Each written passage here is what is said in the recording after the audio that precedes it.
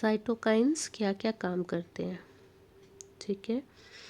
कहाँ मिलेंगे ये, जहाँ पर सेल डिवीजन हो रही है, रैपिड सेल डिवीजन हो रही है ऐसी जगह पर, जैसे कि रूट, एपेक्स में, देन शूट में बर्ड्स जहाँ हैं, जहाँ नए फ्रूट्स, यंग फ्रूट्स डेवलप हो रहे हैं, ये हेल्प करता है इनको। लीव्स बने, लीव्स में क्लोरोप्लास्ट रहे, लेटरल ग्रोथ हो शूट्स की साइड में, एडवेंटिशियस शूट एंड रूट बनती हैं, ओके। अब क्योंकि ये साइड ग्रोथ की हेल्प कर रहा है, इसका मतलब वो जो हमने एपिकल डोमिनेंस एक फिनोमेना सीखा था कि एपेक्स ऊपर बढ़ रहा है, शूट एपेक्स बढ़ रहा है तो साइड ग्रोथ नहीं होगी, लेकिन अगर वहाँ पे साइटोकाइनिन्स हैं तो वो हेल्प कर रहे हैं एपिकल डोमिनेंस को ओवरकम करने के लिए, ठीक है। और क्या करते हैं, न्यूट्रिएंट मोबिलाइजेशन कराते हैं ये, ताकि न्यूट्रिएंट प्लांट के सभी हिस्सों में, सभी प्लांट के पार्ट्स को इक्वली अच्छे से मिले, सब में अच्छे से ग्रोथ हो सके। डिले लीफ सेनेसेंस, लीफ को खाना पानी सब अच्छे से न्यूट्रिएंट मिल रहा है तो वो यंग रहेंगे, फ्रेश रहेंगे, अपना काम अच्छे से करेंगे, उनका झड़ना सेनेसेंस यानी ओल्ड एज नहीं आएगी। लीफ का पीलापन जब होने लगती है उसके बाद वो झड़ जाती हैं, तो पीला कब होना शुरू होंगी, जब उनको किसी चीज़ की कमी हो रही होगी। तो जब तक ये केमिकल है, साइटोकाइनिन्स हैं, वो इसको बनाए रखते हैं, ठीक है। चलिए नेक्स्ट है हमारा इथाइलिन। इथाइलिन स्पेशल है क्योंकि ये गैस की फॉर्म में है, इट इज़ गैसियस। अभी बाकी सब तो हम केमिकल की बात कर रहे थे ना, लिक्विड होंगे, सॉलिड होंगे, बट इट इज़ गैसियस, ठीक है। तो याद रखना, गैसेस पीजीआर एक ही है, इथाइलिन। ये कब बनता है, कहाँ बनता है, ये बनता है उन टिश्यूज़ में जो सेनेसेंस हो रहे, जो मैच्योर होके आ रहे हैं, ठीक है। फ्रूट्स राइपनिंग हो रही है, जो फ्रूट्स पक रहे हैं ना, तो जब पकते हैं तो उनके अंदर से मीठी सी स्मेल आती है ना, वो आती है इथाइलिन की वजह से, ठीक है। तो इथाइलिन गैस उसमें और ये जो इथाइलिन होती है काम क्या कर रही है, हॉरिजॉन्टल ग्रोथ ऑफ सीडलिंग्स करा रही है, ठीक है। सीड की चौड़ाई बढ़ाने का काम कर रही है। Swelling of the axis and apical hook formation, dicot seeds में सीडलिंग जो डाइकोट लगे ज़मीन में पकड़ने में उनकी हेल्प कर रहे हैं कि वो इस तरीके से बने। ये प्रमोट करता है सेनेसेंस को, यानी मैच्योरेशन, जल्दी बुढ़ापा आने लगे प्लांट में उसको, या फ्रूट्स की राइपनिंग हो रही है, फ्रूट्स का पकना, ठीक है। स्पेशली किस में, लीव्स में, फ्लावर्स में, इनका झड़ना, जब वो पक रहे हैं मतलब उनको पत्ते को गिरना है, फूल को गिरना है, एब्सिशन हो रहा है, ये भी ये करा रहा है, ठीक है। और फ्रूट्स का पकना भी कराएगा।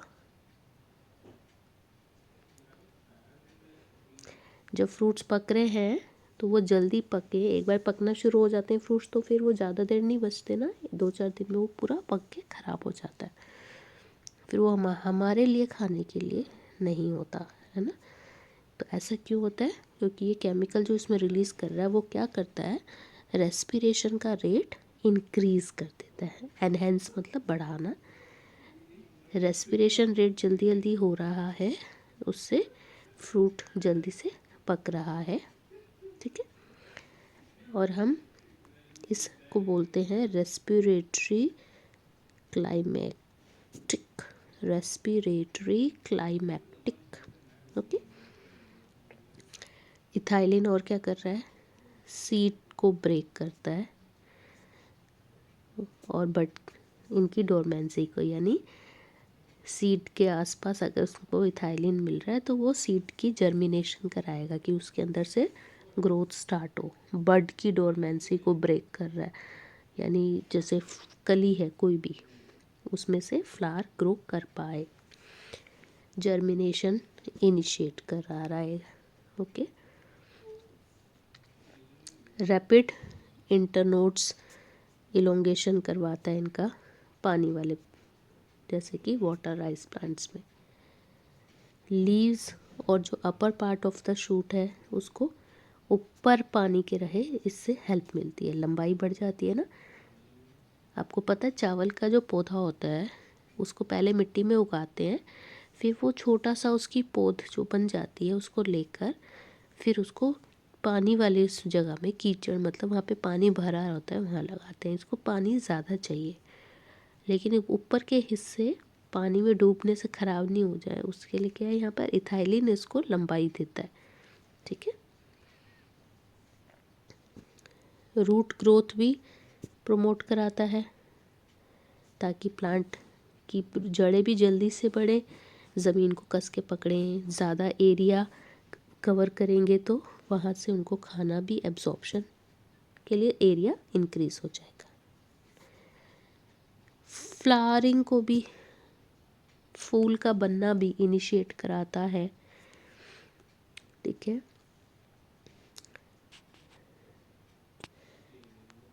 पाइनएप्पल में सिंक्रोनाइज्ड फ्रूट सेट, पाइनएप्पल क्या होता है, बहुत सारे फ्लावर्स का सेट है ना वो फ्रूट का, तो उसके अंदर सारे एक साथ ग्रो करेंगे तभी वो प्रॉपर पाइनएप्पल फ्रूट की शेप आएगी।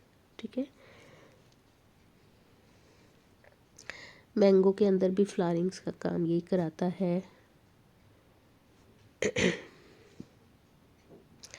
अब इतना सारे इसके हमने काम यूज़ कर लिए, इसलिए ये एग्रीकल्चर में बहुत यूज़ होता है, सबसे ज़्यादा यूज़ होता है। ठीक है। इथाइलिन किस फॉर्म में यूज़ होता है, इसका जो कंपाउंड यूज़ होता है, कंपाउंड जिस कंपाउंड के फॉर्म में यूज़ करता है क्या बोलते हैं उसे, एथिफोन। ठीक है। एथिफोन एक्वस सॉल्यूशन है, यानी पानी में घुला हुआ है, अच्छे से अब्जॉर्ब हो जाता है, ट्रांसपोर्ट हो जाता है प्लांट के अंदर, और उसमें से फिर धीरे धीरे इथाइलिन रिलीज़ होता है। इथाइलिन हमने पढ़ा था, इथाइलिन क्या है, गैस की फॉर्म में होता है। तो अगर हमें यूज़ करना है तो वो गैस की फॉर्म में नहीं हम यूज़ करते, उसका सॉल्यूशन आता है। ठीक है।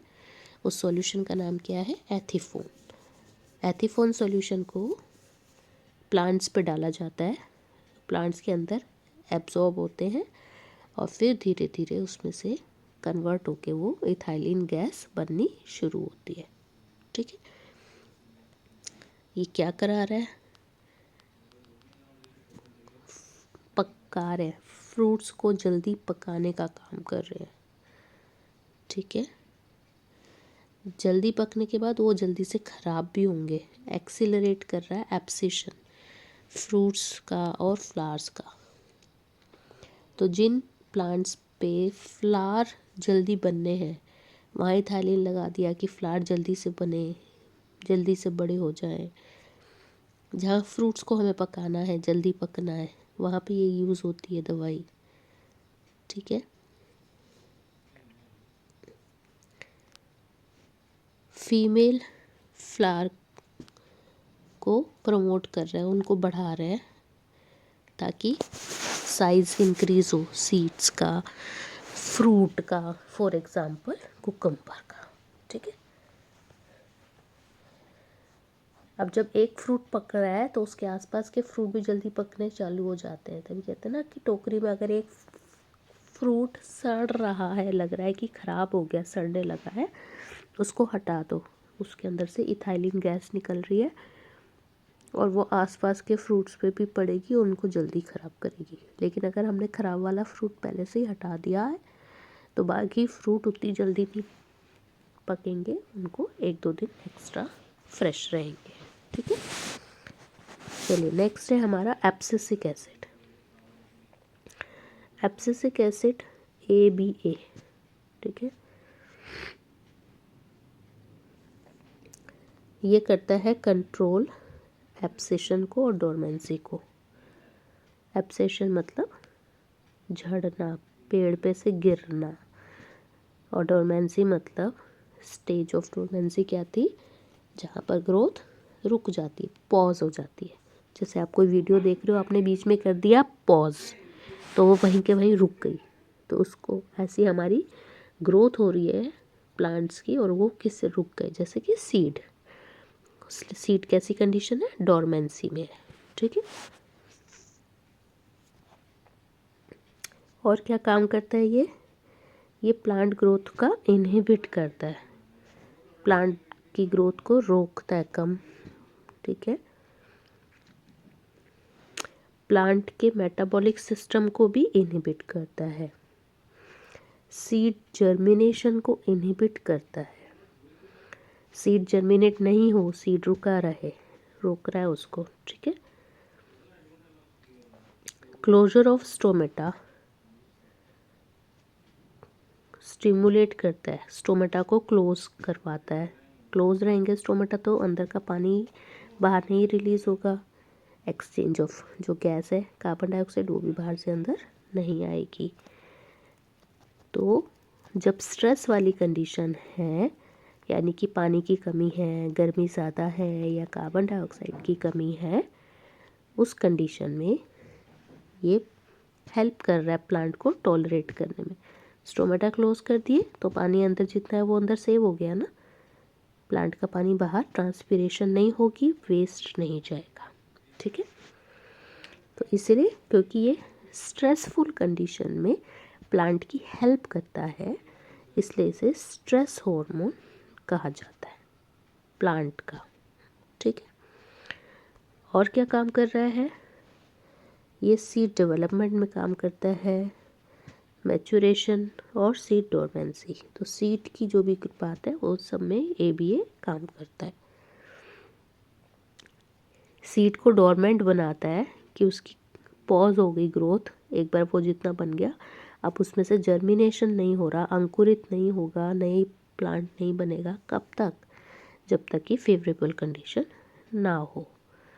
तो इस तरीके से ये सीड की हेल्प कर रहा है, अनफेवरेबल कंडीशन से बचा रहा है, उसको पकने से रोक रहा है, नहीं तो वो एक बार खुल गया जर्मिनेशन हो गई तो फिर वो सीड खराब हो जाएगा, है ना। जब तक वो ड्राई बंद है कंडीशन में तो वो लंबे टाइम तक रह सकता है, ओके। तो सूखे वाली कंडीशन में सीड बचा रहे, और भी जो भी अनफेवरेबल फैक्टर्स हैं वो कंडीशंस हैं, तो सीड में जर्मिनेशन नहीं हो रहा तो सीड सेव है, बच गया, ओके। अब ABA और जिबरलिन इन दोनों को देखें तो ये एक दूसरे से उल्टा काम करते हैं, ठीक है। ABA is antagonist to GA, antagonist मतलब अगेंस्ट यानी कि उल्टा, ये रुकवा रहा है ग्रोथ को और जिबरलिन क्या था, ग्रोथ करवा रहा था, जल्दी हो जाए, ओके। अब हम क्या देख सकते हैं कि प्लांट की ग्रोथ, उसके अंदर डिफ्रेंसिएशन, सेल्स बने, प्लांट फ्लावर बन रहा है, फ्रूट बन रहा है, डेवलपमेंट हो रही है, ठीक है, उसमें कोई ना कोई PGR काम कर रहा है, इम्पोर्टेंट रोल प्ले करता है। कभी कभी कॉम्प्लीमेंट्री यानी एक दूसरे के साथ मिलके काम कर रहे हैं, कभी अगेंस्ट एक दूसरे के काम कर रहे हैं, ठीक है। तो PGR जैसे हमारे अंदर हॉर्मोन्स है, ऐसे ये प्लांट हॉर्मोन्स है, इनकी वजह से प्लांट में काम चल रहा है, ठीक है। तो बहुत सारे प्लांट के पार्ट्स लाइफ के ऐसे हैं जहाँ पे PGR आपस में इंटरेक्ट करते हैं, डोरमेंसी एब्सिशन के लिए, सेनेसेंस के लिए, एपिकल डोमिनेंस के लिए, ठीक है।